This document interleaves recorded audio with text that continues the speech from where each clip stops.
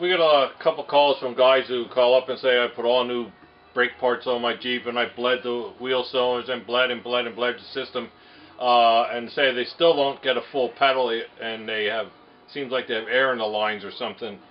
Air in the lines does happen once in a while, but if you go through each one of your wheel cylinders and bleed them and keep the master cylinder full of fluid as you're doing it and don't let it run empty, the air should go out after at least going over the system 2 times.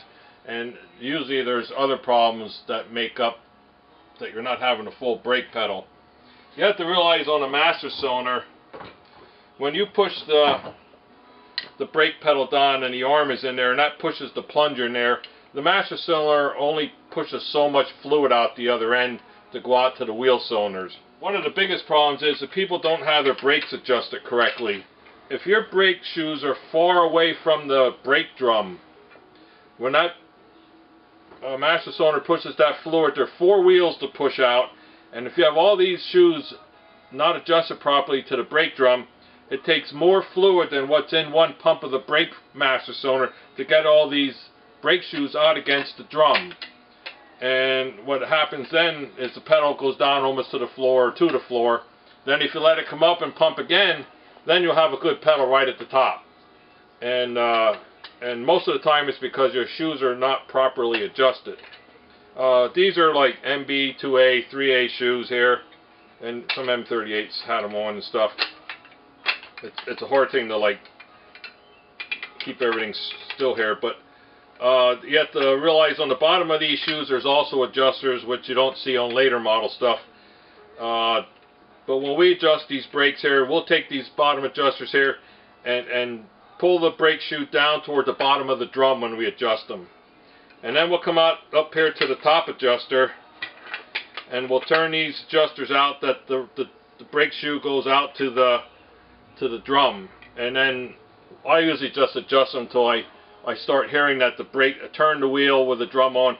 As soon as I start hearing that the brake shoe is touching the drum, then I tighten it up and do the same thing up at the top. And usually get them pretty close. The only other time we'll have a problem is if you take a brake drum and you get the brake drum cut out 60 thousandths, or sometimes guys will even do them a little better. Then the curve of the shoe don't match the curve of the brake drum. And the only option there is if you can get somebody to cut the shoe, which in a lot of places it's illegal to do that anymore, but to make your brake lining fit the curvature of the drum, or just get new drums if they're that much out and you're having a problem adjusting them. And once that's done and they're adjusted properly, that when you turn the wheel you'll hear that the shoes hit.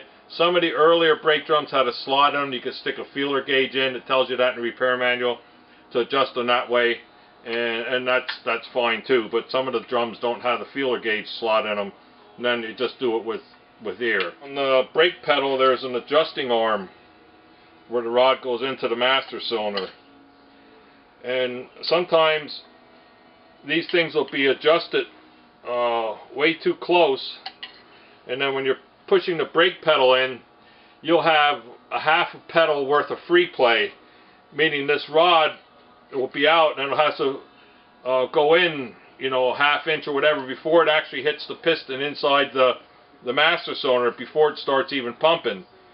And so what you have to do there is adjust these things out. They're adjustable. And what you want to do is make it that you have about 2 inches of free play at the top of the brake pedal. When you push the pedal, you have about 2 inches before you start feeling the master cylinder push. And then once you have that done, then you should be okay.